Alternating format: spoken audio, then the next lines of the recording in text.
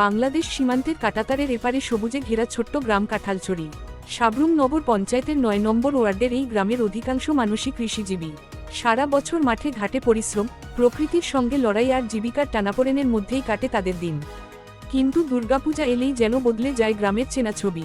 ক্লান্ত জীবনে নেমে আসে আনন্দের বার্তা, বাড়ে মানুষের সঙ্গে মানুষের আত্মিক বন্ধন। পূজার আর মাত্র ৭ দিন বাকি, এরই মধ্যে শুরু হয়ে গেছে প্রস্তুতি। প্রতি বছরের মতো এবারও গ্রামবাসীর সম্মিলিত উদ্যোগে আয়োজিত হতে চলেছে দুর্গাপূজা। এবারের বাজেট প্রায় ১,৪০,০০০ টাকা। সামর্থ্য অনুযায়ী কেউ অর্থ, কেউ শ্রম, আবার কেউ নিজের সময় দিয়ে এগিয়ে আসছেন। এখানে পূজা শুধু ধর্মীয় আচার নয়, বরং গ্রামের সকল মানুষের মিলনমেলার এক অন্যতম উপলক্ষ। জাতি, ধর্ম, বর্ণের বিভাজন ভুলে একসঙ্গে উৎসবের আনন্দ ভাগ করে নেওয়াই কাঁঠালছড়ির মানুষের ঐতিহ্য। পূজার কয়েকটি দিন তাই কৃষকের ঘামঝরা জীবনে নিয়ে আসে একটু স্বস্তি, হাসি আর পরস্পরের কাছে আসার সুযোগ। তবে সীমান্তবর্তী গ্রামের এই উৎসবের আনন্দের সঙ্গে জড়িয়ে রয়েছে কিছু বাস্তব সীমাবদ্ধতাও। কাঁটাতারের ওপারেই বাংলাদেশ। নিরাপত্তার কারণে পূজার দিনগুলিতে রাত ১০টার মধ্যেই যাবতীয় আয়োজন শেষ করতে হয়। তবুও সেই নিয়মের মধ্যেই উৎসবের রং ফিকে হয় না। কাঁটাতারের বেড়া দুই দেশের সীমানা নির্ধারণ করেছে ঠিকই, কিন্তু কাঁঠালছড়ির মানুষের হৃদয় সৌভ্রাতৃত্বের যে বন্ধন, সেখানে কোনো বেড়া নেই। তাই প্রতীক্ষা এখন সেই শরতের, যখন ঢাকের শব্দ, ধূপের গন্ধ আর মানুষের মিলিত হাসিতে সীমান্তের ছোট্ট এই গ্রামটিও মেতে উঠবে আপন উৎসবে।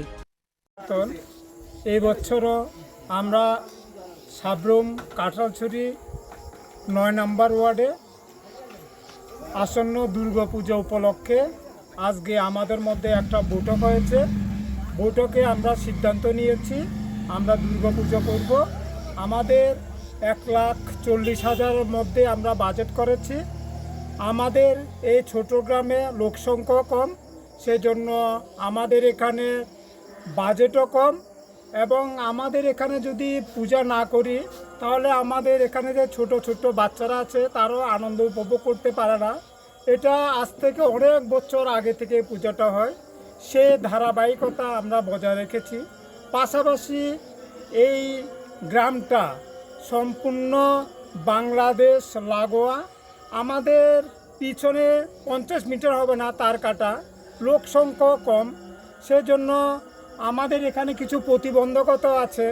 রাত্রে ধরুন ১০টার পরে এখানে বিএসএফের বিধিনিষেধ আছে, সেজন্য এখানে লোক সংখ্যা সেই রকমভাবে লোকও আসে না, বা ১০টার পরে এখানে কোনো রকম কার্যক্রম চলে না।